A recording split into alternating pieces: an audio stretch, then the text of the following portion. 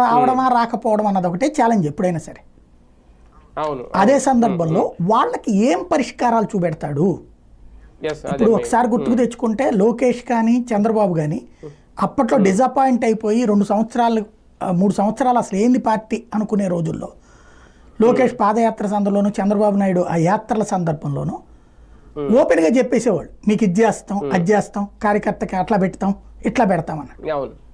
దాన్ని వైసీపీ వాళ్ళు ట్రోల్ చేశారు కూడా, కార్యకర్తలకు దోచి పెడతారంట అని చెప్పేసి.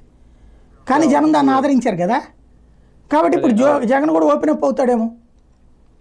అప్పుడు వీళ్ళు ఎలా ప్రచారం చేస్తారు. ఇప్పుడు అతని పేరేంటి, సోమవీర్రాజు 50 రూపాయలకే మద్యం బాటిల్ ఇస్తానన్నాడండి, క్వార్టర్ బాటిల్. సారాయి వీర్రాజు అని పెద్ద అటకారం చేశారు. అదే చంద్రబాబు నాయుడు 99 రూపాయలకి మందు బాటిల్ ఇస్తానన్నారు. అది గొప్పగా ప్రచారం చేశారు. ప్రచారం చేసుకునే దాన్ని బట్టి ఉంటుంది మంచి చెడు అన్నది.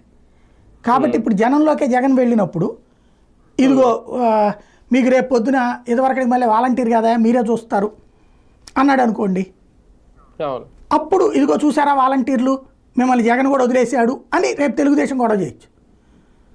లేదా వాలంటీర్లు రేపు పొద్దున మీ చేతుల కింద పనిచేసేలా చేస్తానన్నాడు అనుకోండి, అది మంచి ఉద్దేశం అవుతుంది. కానీ వీళ్ళు ఏం ప్రచారం చేస్తారు, జగన్ అదిగో చూసారు వాలంటీర్లను పార్టీ బానిసలుగా చేస్తాడంట అని పెడతారు. అందుకే మేము వాలంటీర్లు పెట్టలేదు అంటారు. కాబట్టి జగన్ ఏం